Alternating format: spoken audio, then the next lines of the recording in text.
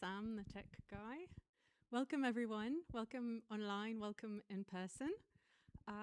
We are here to talk about treatment options for OCD and hoarding and learn maybe a little bit about what can be done and how to look ahead to the future with a bit more determination and optimism if it is affecting you, or to just learn and know a little bit more if you're interested.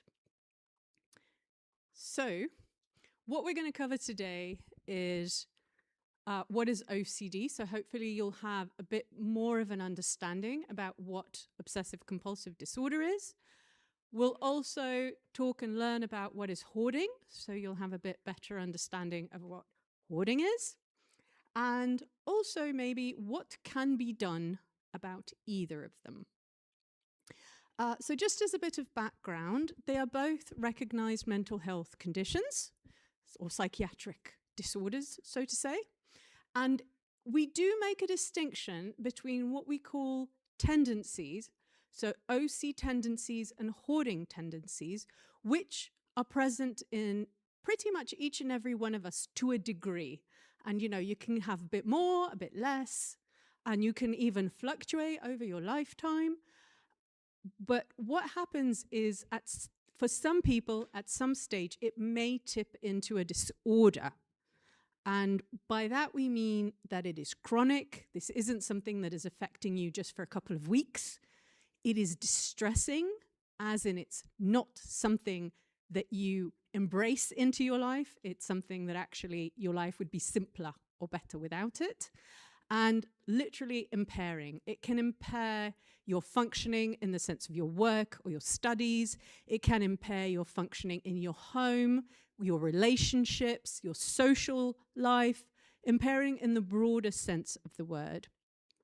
Now, we lumped this in this session, both OCD and hoarding, and I do want to acknowledge that most people who have OCD will not hoard, and most people who hoard will not have OCD. However, there is an overlap between them.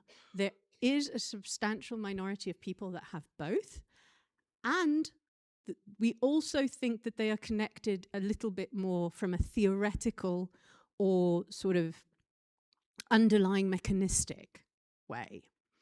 Now, when we come to think about mental health, we use this it's sometimes called the Bible of psychiatry or mental health. It's called the DSM, just take my word for it, doesn't matter even what it stands for. And it sort of groups different mental health conditions. And there's a group / family called the OC and related disorders, where, surprise, surprise, you have OCD, you have hoarding. There are additional conditions in there. For example, body dysmorphic disorder. We're not going to be talking about any of the others today, but they're a family because they are interrelated on some level. And of course, when we think about individuals, labels sort of insinuate that you can have a bunch of boxes, and I can fit in the OCD box, I can fit in the hoarding box. Obviously, humans doesn't work that way, and if we have additional things going on in our life, often somebody may have depression, additional anxiety symptoms or conditions. Life is more complicated, and we'll hear about that maybe a little later. We are based in the UK, so just to provide a really brief overview, some of these terms will be used throughout the lecture. So in the UK, we have our national health system, NHS. If you have a distressing psychological mental health issue, you can go to talking therapies. That is part, and you can self-refer yourself to talking therapies. It does what it says on the tin. There's going to be a therapy that involves talking. Laura will warn you it involves a bit more than that. If you have problems in general, of course, you can pop around or make an appointment with your GP, so primary care practitioners. And for people who have maybe a bit more of a challenge in terms of addressing their mental health needs, there are specialized mental health services.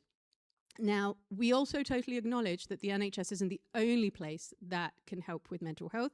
We have what we call third sector, which includes charities. I'm sure we're all aware of different charities in different domains, and non-profit organizations. And finally, we're not going to touch on it today, but there are private sources of support. So what are we going to talk about today? So Laura, who is undertaking her PhD at Anglia Ruskin and is an accredited psychotherapist with over a decade's experience of working with OCD patients, is going to talk about treatment options for OCD. And that kind of makes sense because her research focuses on improving treatment options for OCD. We're going to have a very brief Q&A led by Jane, and then we're going to move on to Enes, who is also undertaking his PhD here and previously worked as a counsellor. He's going to be talking about treatment options for hoarding, and that makes sense because his research focuses on how hoarding behaviours develop in emerging adulthood and the role of life circumstances and other mental health issues in hoarding. Then we're going to have Emma, who you may or may not aware of this wonderful podcast called That Hoarder. If it's of interest to you, please, Google it, find it. It's very easy to find on different streaming services. Emma has both OCD and hoarding, and she hosts this podcast. She's also a member of the UK Hoarding Partnership, and today she'll be talking about her lived experience of the complexities of the two conditions. We'll then have ample opportunity for Q&A. Now, we'll take Q&A from the audience, obviously. We'll try, if you're online, we'll try and take some questions from you, hopefully. And Jane will be leading that section of the evening. And Jane is a clinical psychologist with experience in a range of therapies, and she's currently a senior lecturer at Anglia Ruskin. And both her and me are interested from a research perspective in OCD and hoarding. So, without further ado.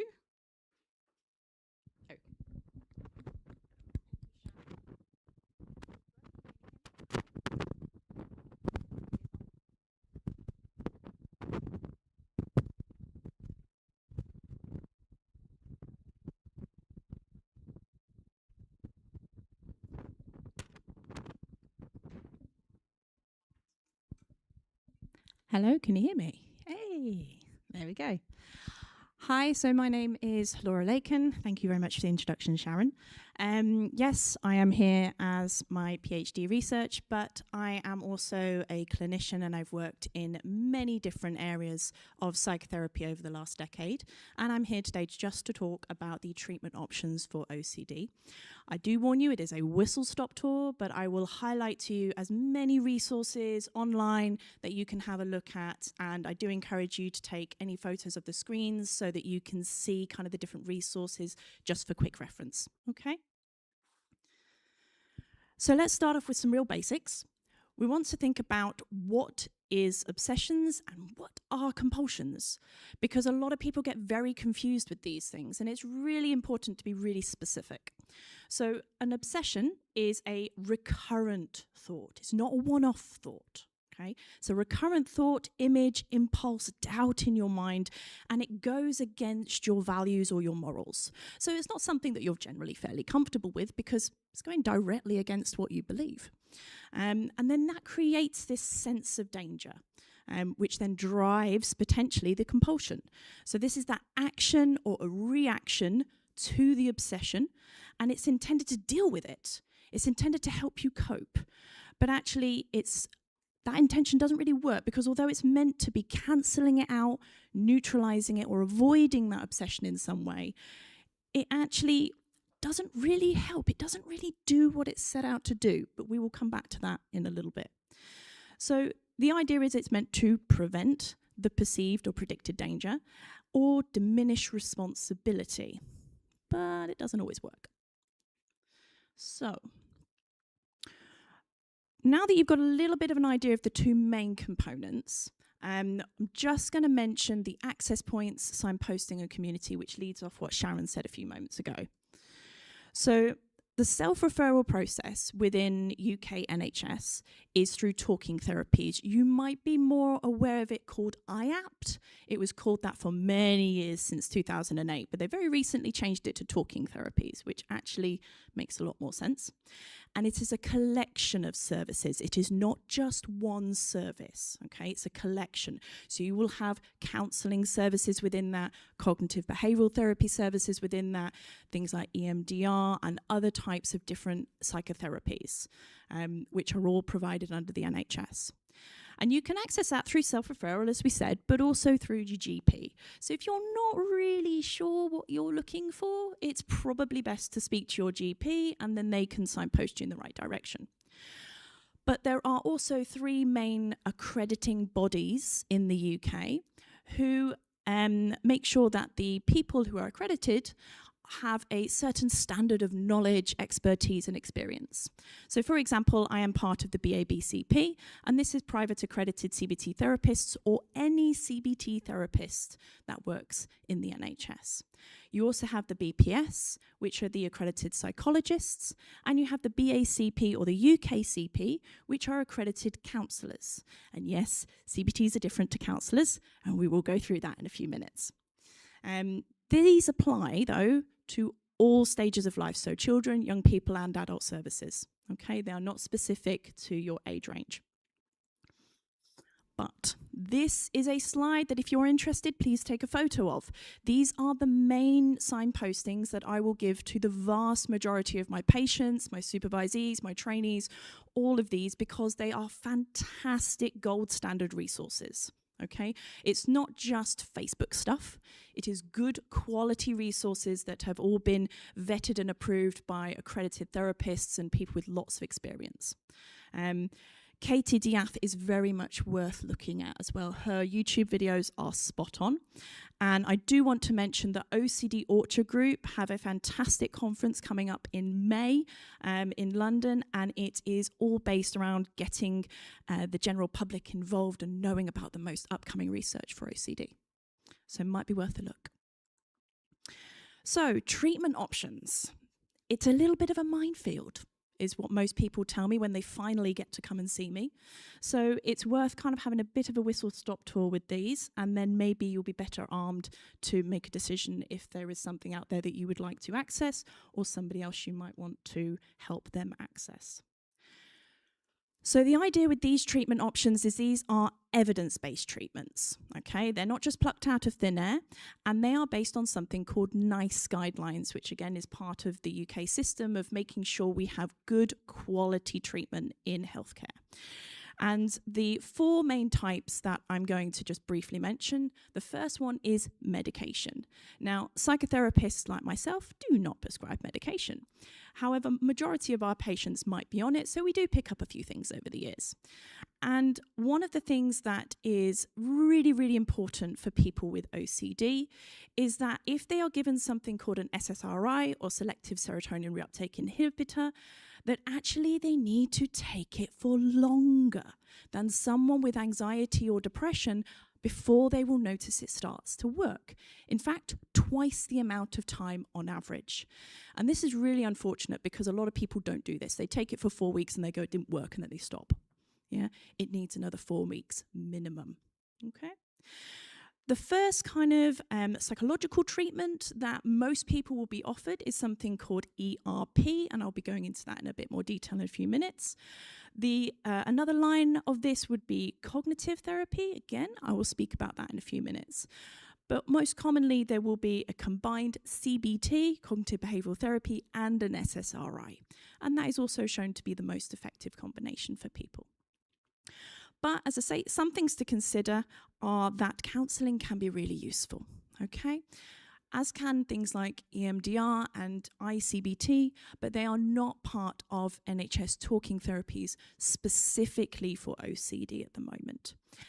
So it's really important to think about what are the evidence-based treatments and not just all the buzzwords that we might get, but what do we know works, okay? But most therapies include a selection of stages. You generally have an assessment.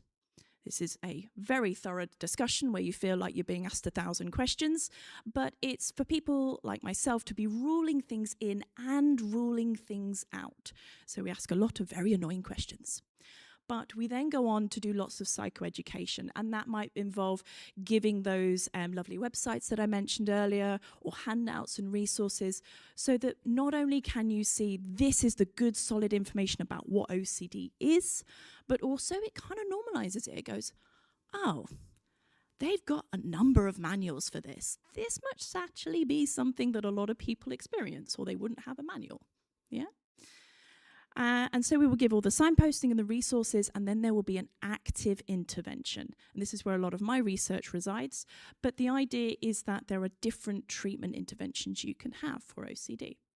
And then the final kind of 1 to 2 sessions in an episode of therapy will be something called relapse prevention. Very fancy pants buzzword there. But it basically means, if you finish therapy, what do you need to continue doing to make sure that you sustain all your improvements? Okay. So we will do the psychoeducation or therapy education. Again, these are the green here is the 3 main websites that I thoroughly recommend for any good solid OCD psychoeducation. But we'll go through what appear really basic questions, and a lot of people find them really difficult to kind of get their minds around without other examples, without looking at their peers online and going, oh, okay, that's their example. How does mine fit? Where's some good resources? What does this look like for other people? So we'll go through, what are intrusive thoughts? We'll go through, are they useful? Well, they must have some use, or why would almost the entire population have them? It's an almost universal experience. So they must be useful for something. And if we do have them, why? Come on, let's pull this apart in terms of what are your intrusive thoughts and how are you going to make sense of them in a new way? Okay? And we do that quite creatively. As therapists can be very creative when we're problem solving and helping people make sense of their issues. I do like a good analogy and metaphor. But we also want to look at the pros and cons of changing, because when people come along to therapy, sometimes the timing is not quite right. Sometimes they've spent years trying to find the right therapist that they actually gel with, that they can make sense of these issues with in a way that really resonates with them. So we will go through the pros and cons of changing right here, right now. Is the timing right? Have you got enough motivation? Are other things in your life mostly settled so that you can spend your time on the OCD and getting it sorted? Because sometimes the timing is not always right. And also we'll look at then the advantages and disadvantages of being obsessional and not being obsessional. Because again, we wouldn't do it if we didn't think it helped us in some way. So we kind of need to acknowledge that. If you don't, it generally leaves a gaping hole that you really need to sort that out. So we look at the long-term and the short-term costs and benefits. And we form them into goals. So we'll do the short-term goals, day-to-day. What can I do to maybe start unpicking this OCD? What can I do to help make sense of this? It might just be something as simple as reading a small handout, but that's a short-term goal for someone. The medium-term ones might be, hold on a minute, what is reasonable recovery? What does that look like for me? Because it's not going to look the same for everybody. So what does it look like for me? Do I want to pass my driving test? Yeah, do I want to go to university? Or do I just want to be able to do my food shop? What is it that actually looks like reasonable recovery for each individual person? And then we'll go through long term, what are your ambitions? What are your dreams? Where do you want to go to next? Because there's no point in finishing therapy and not having a next stage planned. You want to use that as a platform, as a springboard to then go on to do the things that are really important to you. So, most people will have this kind of question in their mind when the words counselling and CBT are kind of thrown around together quite a bit.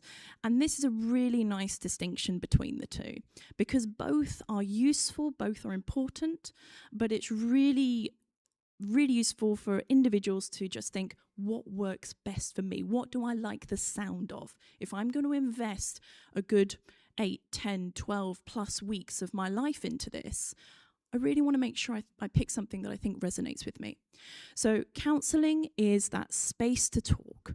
It allows you to talk about whatever feels important, past experiences, current feelings, relationship, work, family, friends, whatever it feels like that is most important to you. There's generally not much homework, if any, and you are the kind of guide or the lead of the sessions. That means the therapist will follow you rather than the therapist generally being more directive and saying, maybe we should have a look at this today. It's really helpful for things like bereavement, trauma, major life changes or stages of life, self-development, and it really is just that space to process difficult things that's going on for you.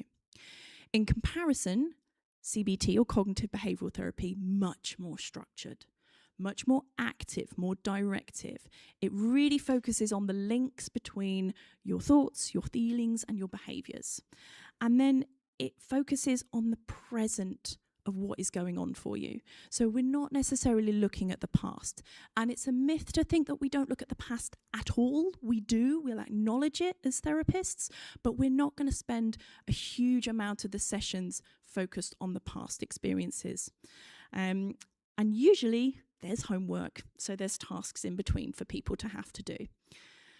But it's very, very useful for a lot of the anxiety disorders, depression, stress, PTSD, sleep problems, low self-esteem, and OCD. Okay? So in OCD, what does it look like? Well, the most common one, as I mentioned at the very start, is exposure response prevention.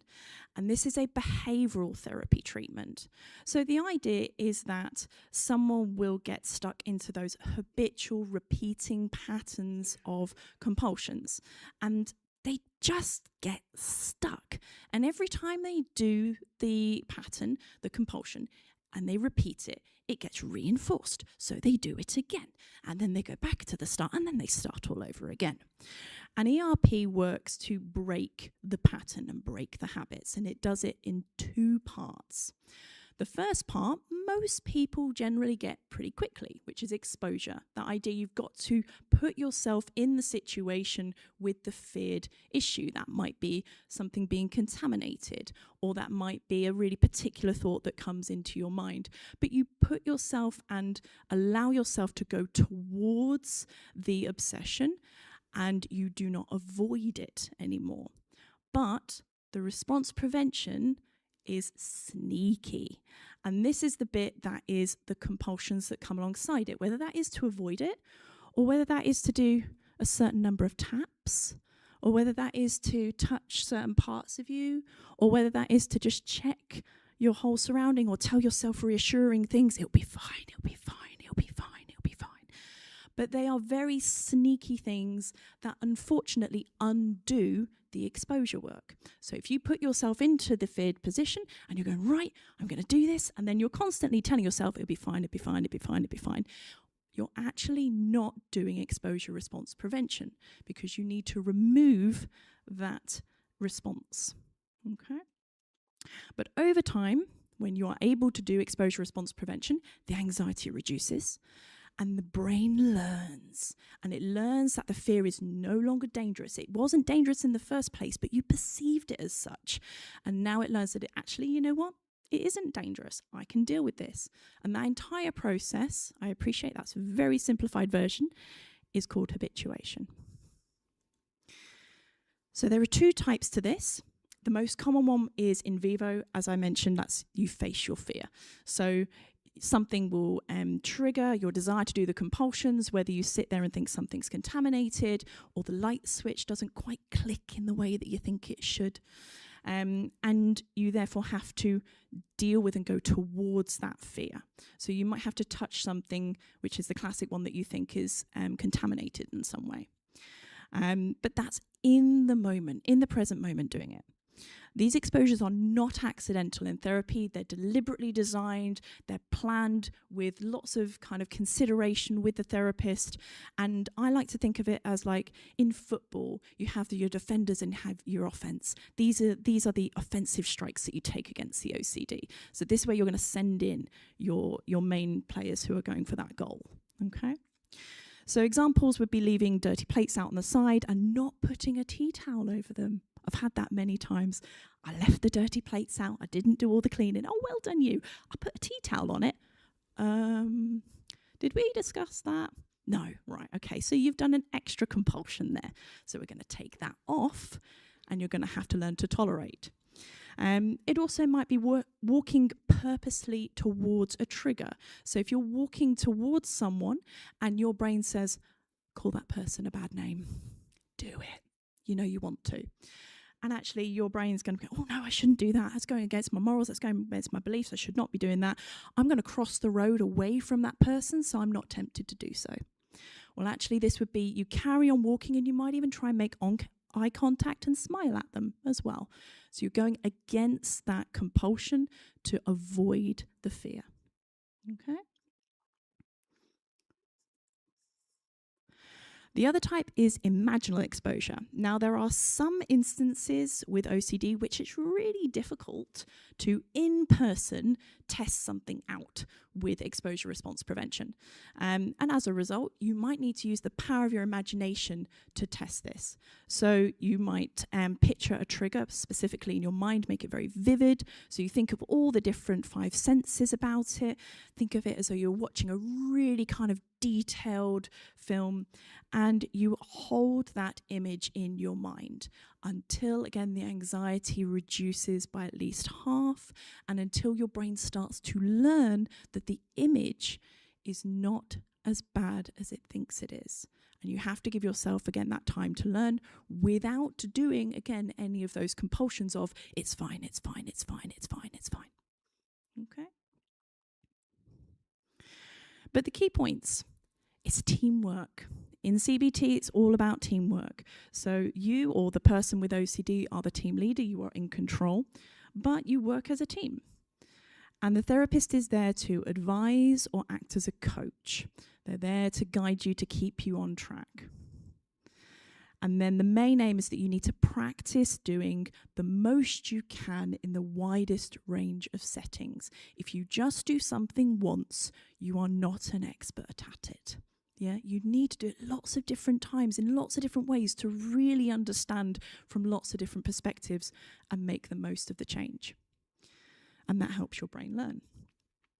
In comparison, cognitive therapy for OCD is the idea that a slightly different take on how OCD is conceptualized or thought about, but it's the idea that these distressing intrusions go against our morals and our values, and yes, they are a universal experience, as we mentioned before, but the idea is that people with OCD give extra meaning to the intrusive thoughts. So not only is it an intrusive thought that I don't like and it goes against my morals, but also because of that, oh, that's horrific. I'm a really bad pet. I shouldn't be thinking like that. And that's that extra layer of thought that goes over the top of it. And then people try very, very, very hard to control and neutralize the thought. And unfortunately, over time, that deliberate, intense work that they're trying to put in to control the thought is actually the thing that keeps the problem going. So it's the meaning, that extra meaning, and the work of trying to control it that keeps it in that repeating pattern. So we've got some subtle differences there now between the behavioural therapy and the cognitive therapy. But one thing that's really interesting with cognitive therapy is something called therapy experiments. And basically, this is the idea that you test out these predictions. So you test out that thought, well, I shouldn't ever say bad things to anyone ever, or I shouldn't ever get anything wrong, or I have to make sure that everything's always clean all the time. Test out what happens when you do the opposite and see if that worst case scenario actually comes true, or if actually people are a bit perturbed, but apart from that, it's fine. These are therapy experiments. And again, they're deliberately designed with a therapist. And it's that idea of just testing out, finding out the truth, rather than presuming you know what's going to happen based on the predictions and kind of the lies of the OCD. Because it does tell you sort of half-truths rather than the big picture. And when you do an experiment, you see the full picture. But the idea is that the predictions and the assumptions are the things triggering the emotion, not the need then to control the symptoms. If you don't need to control the symptoms, you don't have to do the compulsions. Okay. So what do they achieve? As it says, the truth. They get to the bottom of things a little bit more. And they help people see that the feared outcomes do not usually happen. If they do happen, they are very manageable. Okay? And they identify the habits that maintain the problem, generally things like reassurance seeking. They test the new ways of responding, and then they challenge all those unhelpful beliefs. They get them really sorted, and you put all your ducks in a row. Okay. And finally, as I mentioned a bit earlier, relapse prevention. This is, what do you do after therapy?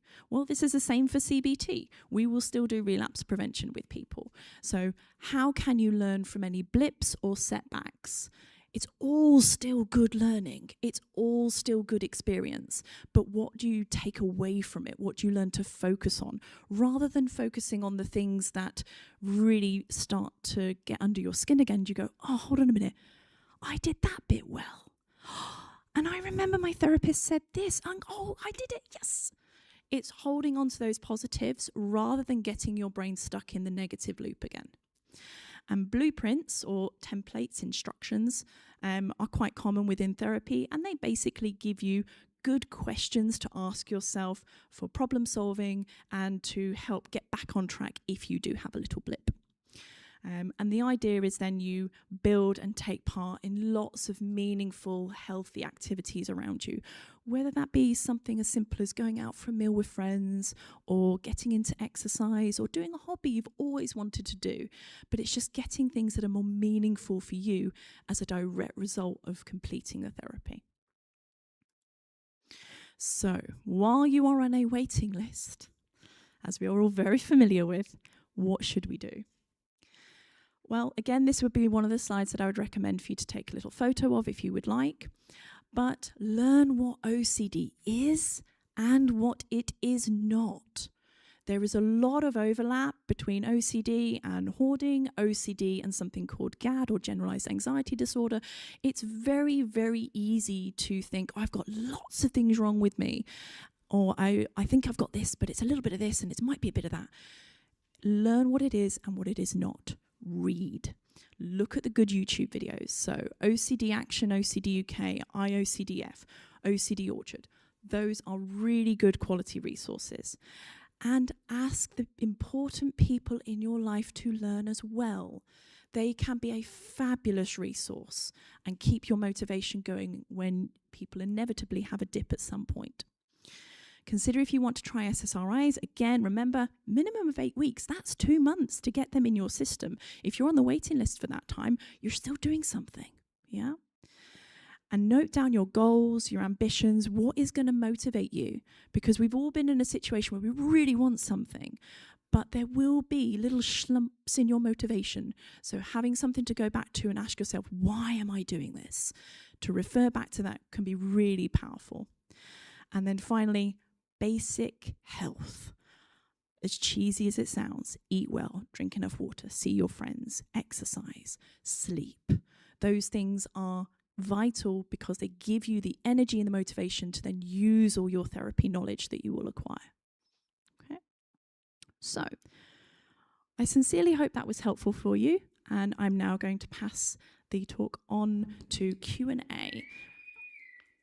Hi, I don't know if this is working. I'm just a bit worried about time, so I'm thinking that perhaps we'll hold a Q&A for Laura till the end. So if you've got some questions, if you can just hang on to those, and we'll come back after the other presentations. Thank you.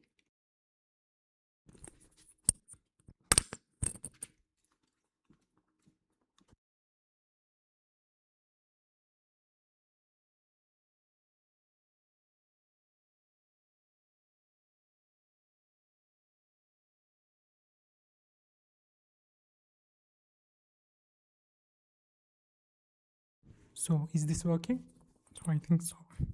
So hello everyone, my name is Enes, and today I will be talking about hoarding and mostly what hoarding treatment options we have, But before introducing the treatment options, I just want to clarify what we mean by hoarding. So hoarding, as Sharon mentioned, is a mental health condition characterized by excessive acquisition of possessions and difficulty discarding. And this difficulty discarding is usually driven by a strong urge to save items and distress when we face discarding them.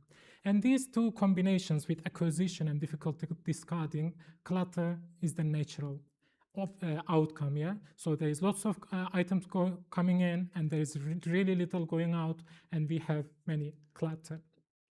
But clutter is the natural outcome for the hoarding, but there might be some other reasons we might have our clutter in our house. So hoarding is not the only, it might not be the only reason for the clutter.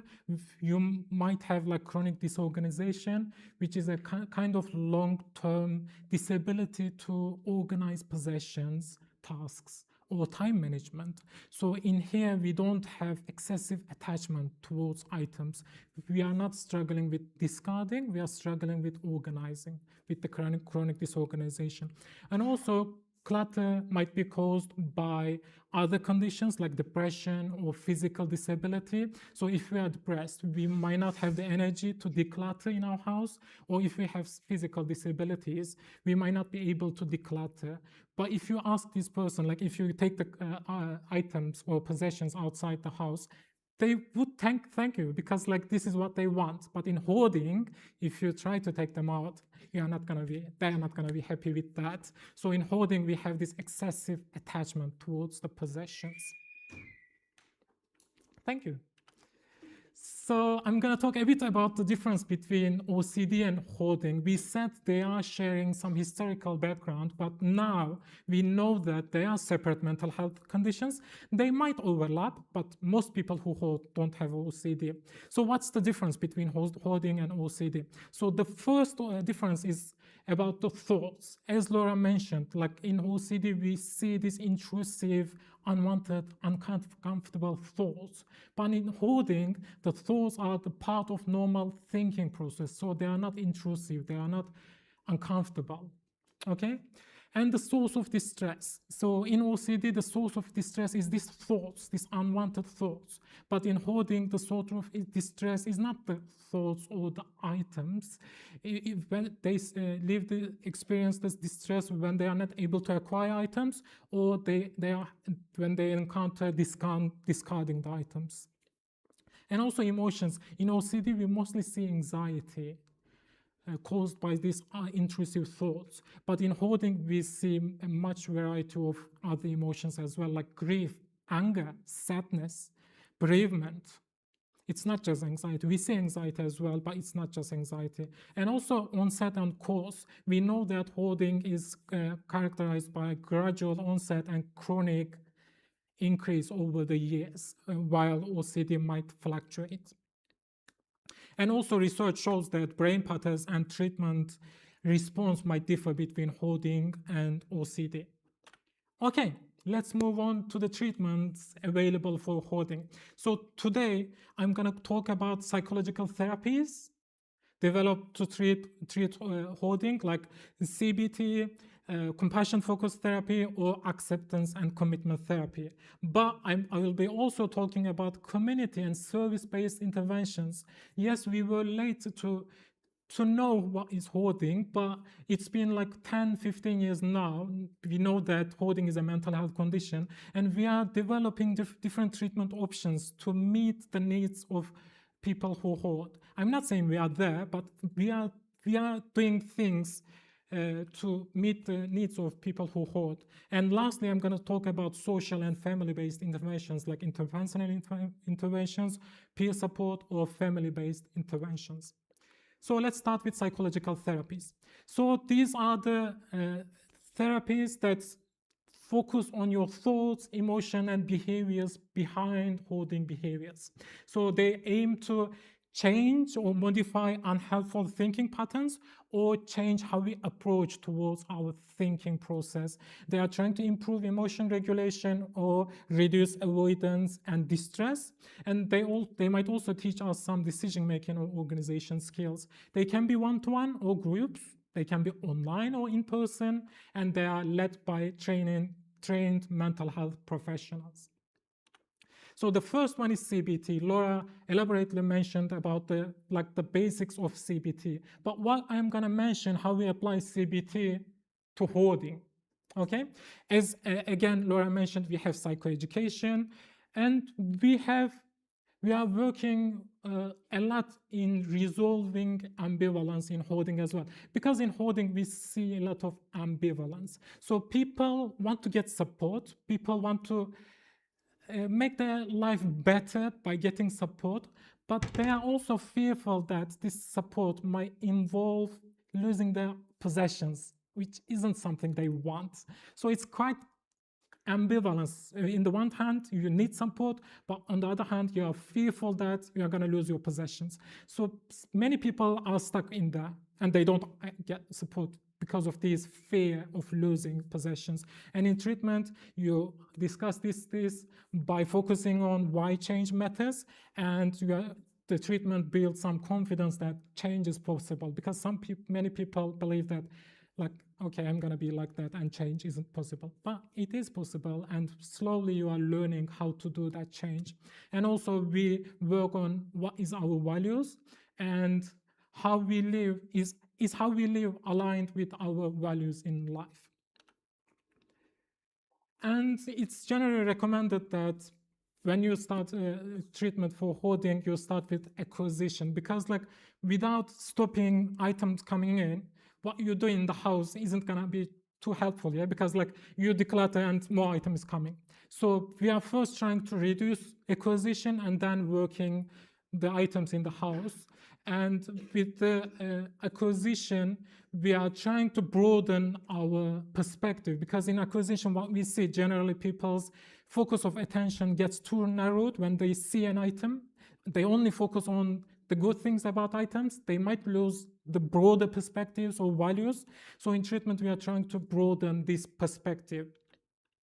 And also in treatment, before I go to other skills, I'm just going to mention an example. Laura elaborately mentioned the experiments. So in CBT, kind of patients are kind of a scientific, and they are putting some hypothesis and they're trying it out. They are testing it.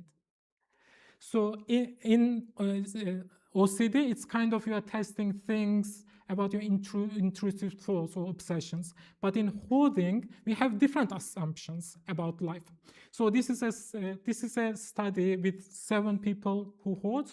So therapist or clinician asked, like, what is your assumptions about acquisition for people who hoard? And they said that if I don't acquire these items, this uncomfortable urge to acquire is gonna stay with me forever, and I'm gonna be miserable if I don't buy this item. So they have these assumptions, and therapists say, okay, you have these assumptions, so let's act this as an hypothesis. You believe that if you don't acquire this item, this feeling is gonna stay with you for a long time. So let's test this out. And they go for a hall or like a store, and they see an item. So the therapists say, let's try it out. So when they see the items, is this working? So the urge to acquire items is really high on the left side. So this is the first sign. It's really high. So therapists, again, like exposure, therapists encourage the clients not to acquire it rather than acquiring and just trying to feed this uncomfortable urge. Therapists say, just hang in there. And when patients don't acquire, their urge is go down.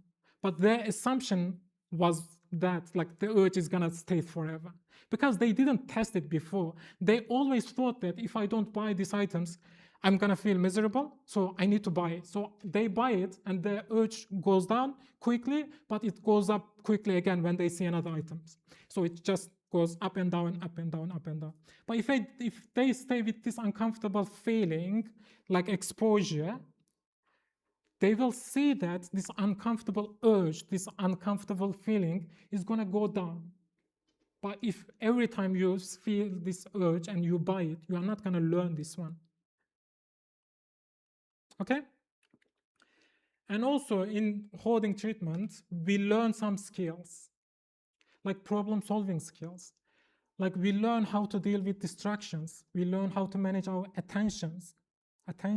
Also, we learn some organization skills, like how, if we make decisions about the items in our house, how we declutter it. If I'm gonna discard this item, which box do I need to put it? So you have this plan before you start decluttering. If you don't have this plan, you just churn items around it. You just take it from here and put it in here. But if you have a really structured plan, you just take it and put it wherever it's supposed to be. So you learn these skills, these plans, these structures. And also CBT helps you to make decisions about items to discard. And as Laura mentioned, avoidance is really big in hoarding as well. When you take an item, you feel that, okay, if I discard this, I'm gonna feel really bad. So you avoid discarding it and you put it back again. But this feeds the circle and you keep having more items. So with exposure, you learn that if you discard it, actually the uncomfortable anxiety is gonna go down. But if you don't discard it, you are not going to learn it. You are just going to assume that you are going to feel this way forever. And also we are doing some other things like establishing rules to speed up the process, really. But this is the like the latest stage of treatment. Once you build your muscle to habituate these anxieties, these uncomfortable feelings, then you are creating rules, and based on these rules, you can quickly make some decisions to speed up the process. And also there are lots of experiments as well. And cognitive sides of CBT. So until here, I all mentioned behavioral part of cognitive and behavioral therapy. And these behavioral techniques are generally common all the psychological therapies because they are proven to be helpful. So all psychological therapies are using like decluttering skills or other behavioral parts because we know that they are helpful. But what CBT also do, like the cognitive therapy, so they identify the unhelpful, faulty thinking patterns and they replace it with the helpful and more functional ones.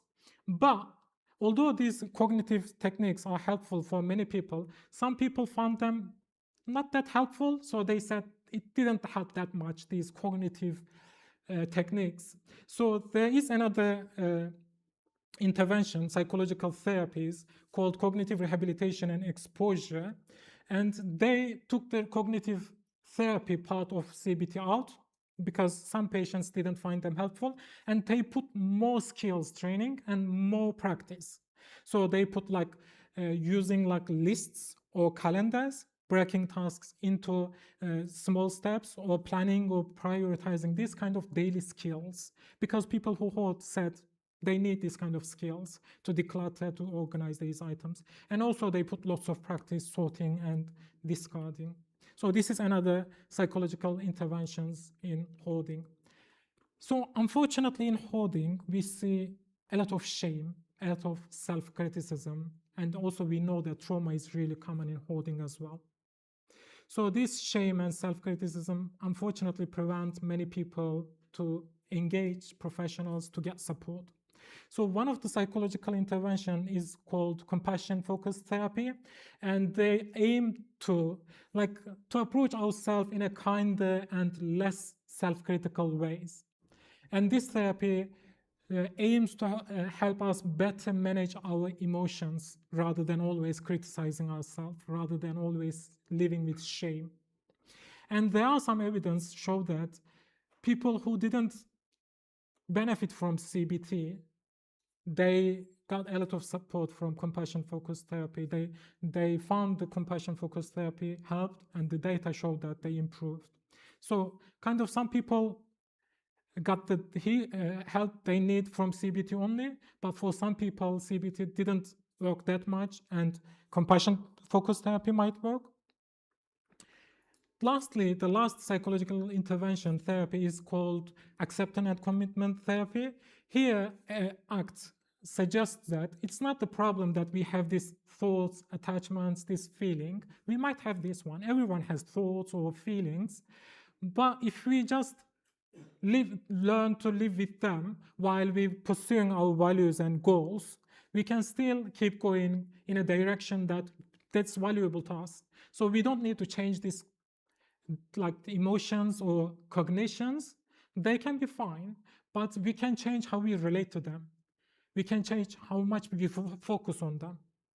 Rather than focusing on them, if we can move our focus to our values, to our purpose in life, we might function better. Okay, so I talked about psychological therapies. We learned a bit what kind of psychological therapies we have.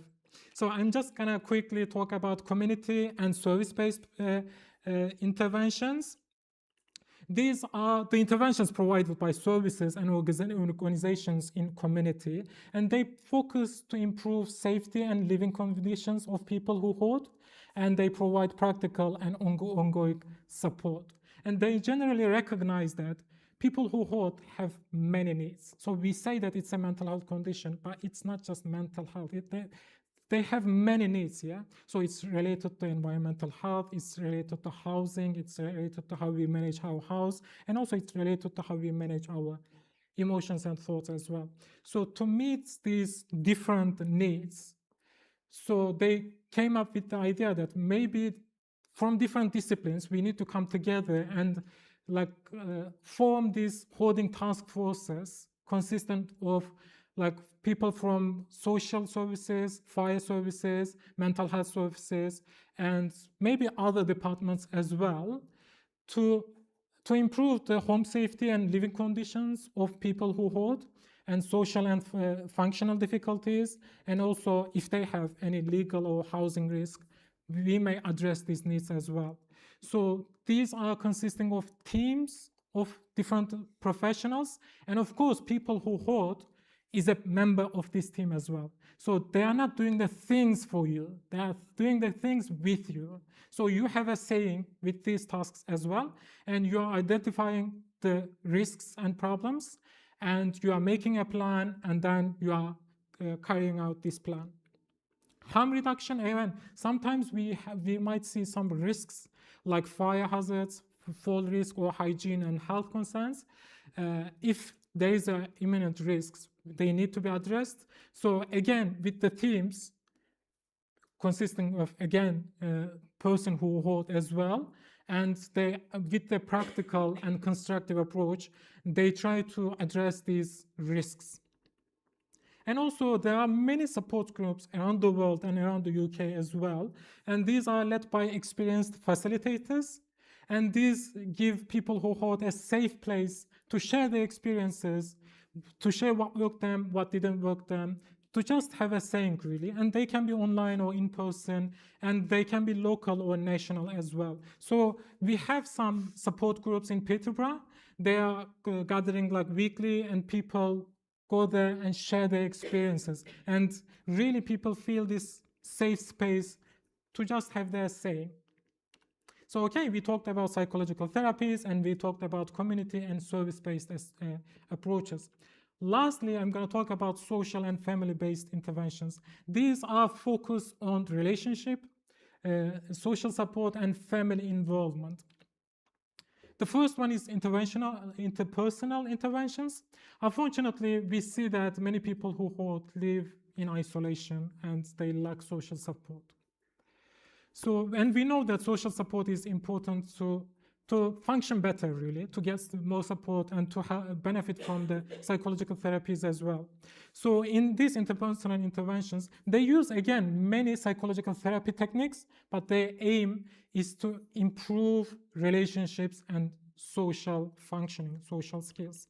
Peer support. This is really good for people who hoard, who don't want to go to professionals because they don't feel ready to speak up to someone professional, but also they want to share their experiences who might understand what they are going through, who have the same experiences. So here, people who hoard gather together and share their experiences with the peer who have been gone through the same experiences as well. And if they found some helpful skills, helpful techniques, they share it. And also if they see a story of success, this is a huge motivation for them to do the same as well. And in Cambridge, we have peer support groups run by Stuart Brown, and these are online. There are two actually. The first one is basically most about talking, so you gather online and you share your experiences with your peers. The second one is more practical oriented, so you go there and you choose a target for the session. It might be like, I'm gonna sort this box out today. And then you do it together online. You don't have to open your camera, and you don't have to speak. You can speak if you want, but this is a safe space to work together and to just share what you did during the day, and it's really empowering. And lastly, unfortunately, we see many tensions between people who hoard and their families, lots of frustrations, lots of wasted energy. Actually, I see like both sides have good intentions, but sometimes they seem like they are working against together. But with this information, we are trying to solve this conflict and kind of working towards better living, just combining the strength rather than going against each other. So okay, today I covered like psychological therapies, community-based based interventions for hoarding, and social and family-based interventions. But, so we mentioned like almost 10 different interventions approaches, and this is a big but. So we have these approaches available, but the access to these approaches might be limited based on where you live. So they are not everywhere.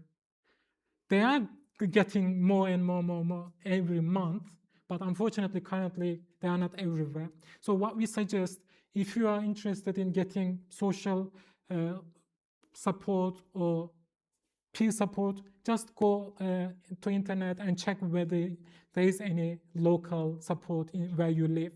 If you can't find, please reach out to national organization like Hoarding UK, Hoarding Disorder UK, and seek advice. Like I'm living in this city, Cambridge, or wherever you are living, do you have any advice on the support where you live? And we see like over the last 5-10 years, there's lots of support coming up, and there's many coming over the years again. So I'm really hopeful for the interventions for hoarding. So hopefully we will be sharing more during the upcoming years. So thank you very much. This is all I want to say, and I think we are gonna go with Sharon. Emma, are you there? I am here. Great. Take it away. Thank you very much. I will share my screen. If you could, if one person could just confirm you could see that.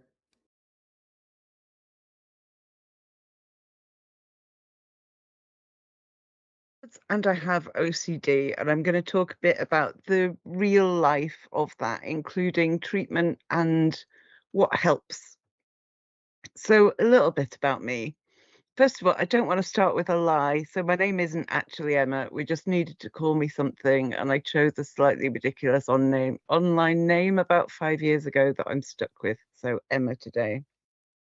I talk anonymously about this because I feel great shame about hoarding. I started an anonymous podcast about hoarding in 2021. I did this because I wanted there to be a podcast about hoarding by somebody who hoarded, and it didn't exist. So I made it exist. I also needed somewhere to talk about this thing that I had nowhere to talk about. It's now got 207 episodes, and it's been downloaded 471,000 times, which is wild. As a person, I drink a lot of tea, I'm addicted to green spaces, and I recently saw a badger for the first time, which was incredibly exciting. So I'm going to talk about my history of hoarding first of all.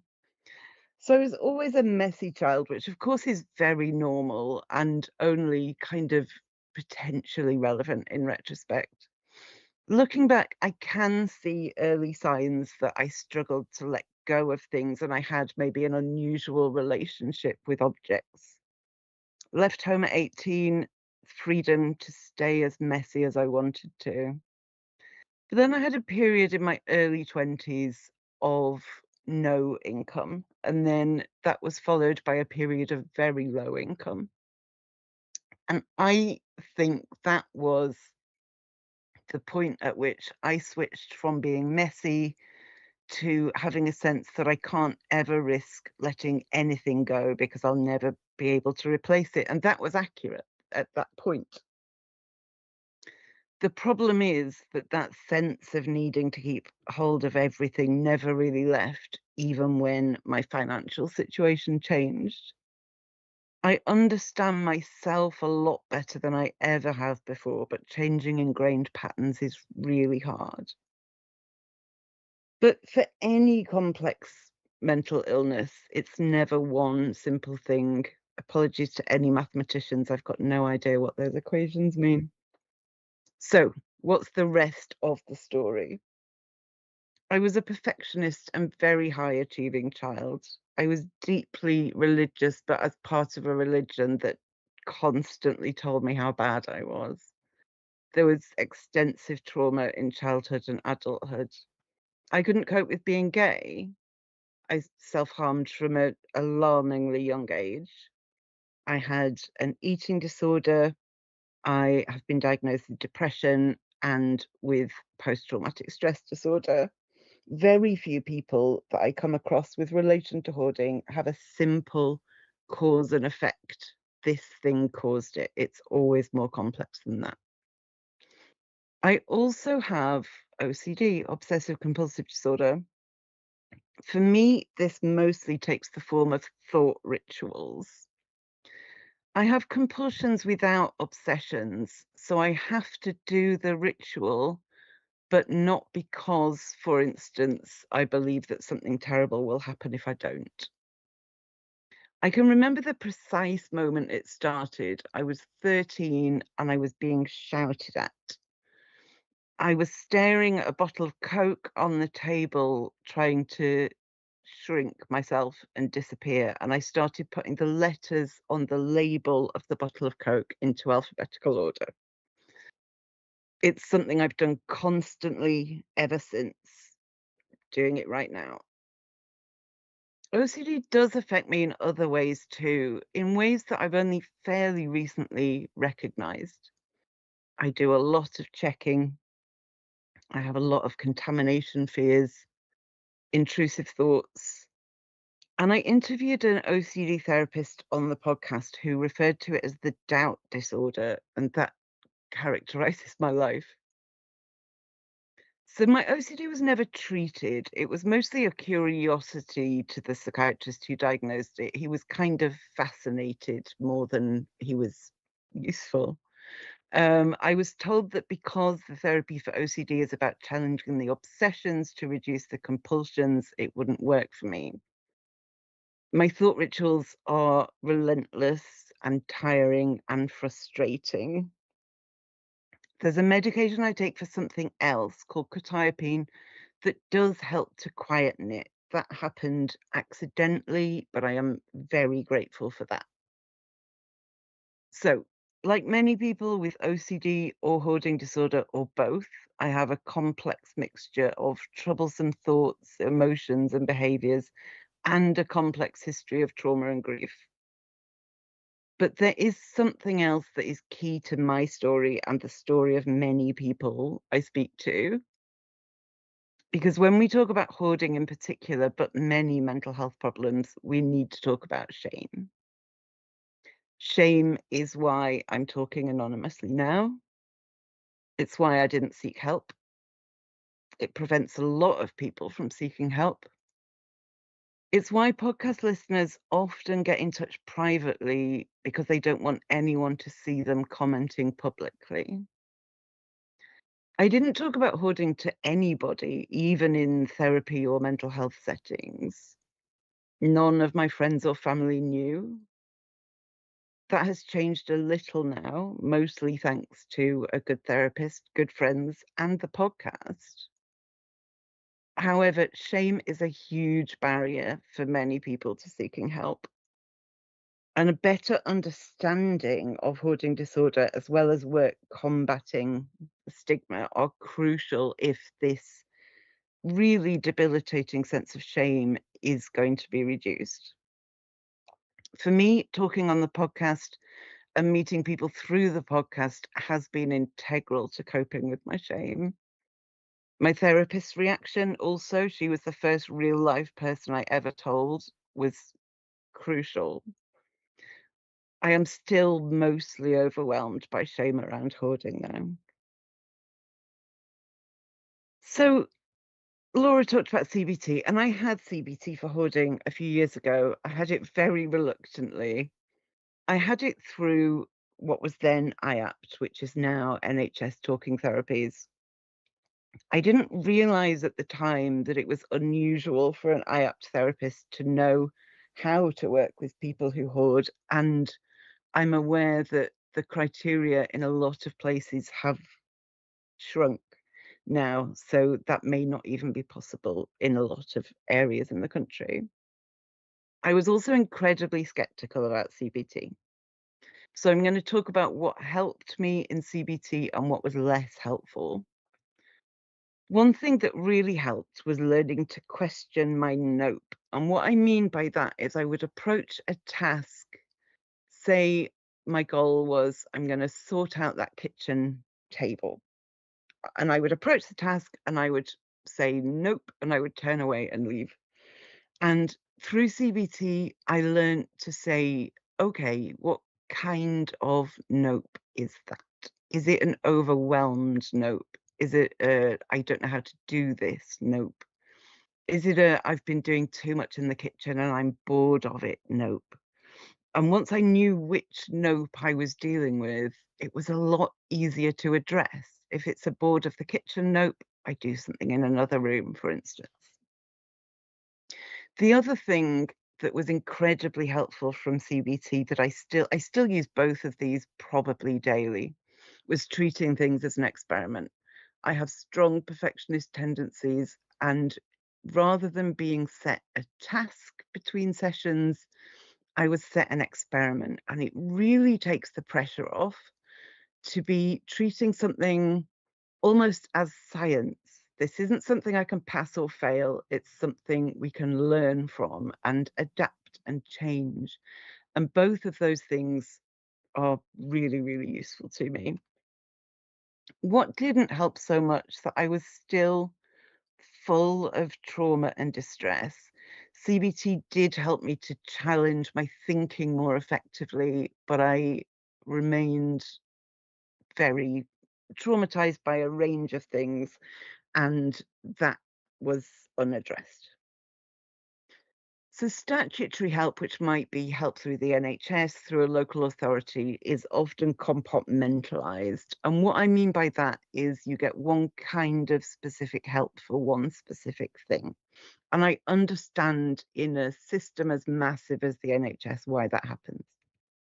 So, for instance, I had EMDR for trauma. I was in a support group for people with similar trauma to me. I was in eating disorder services. I had CBT for hoarding, but there was no crossover.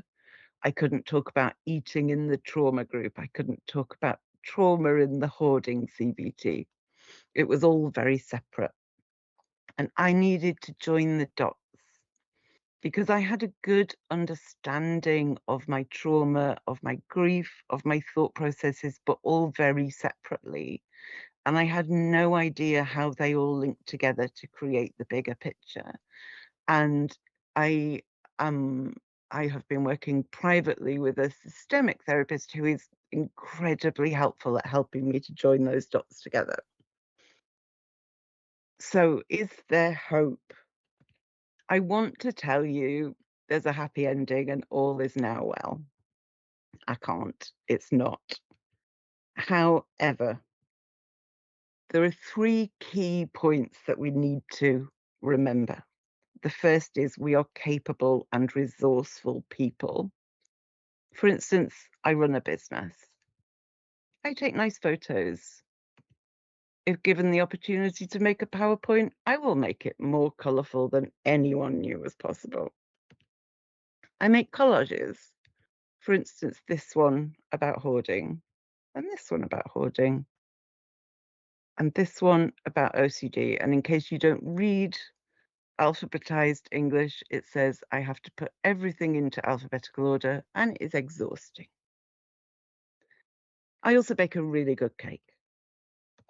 The next thing I want us to remember is that we are bigger than this. There is more to us than this.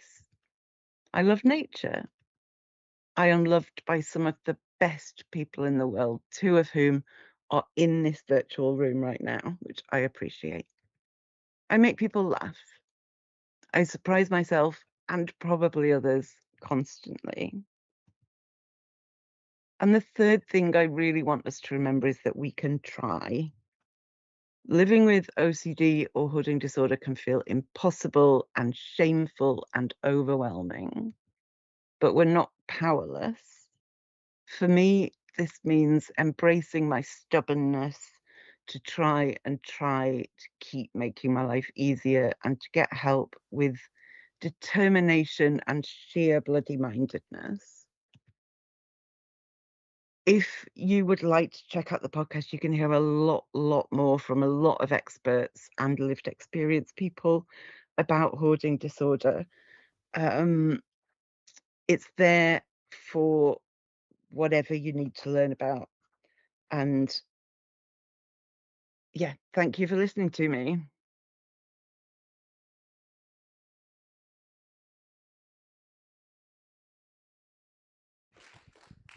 want to thank all our speakers, both online and in person. And now Jane will be moderating some questions in the audience.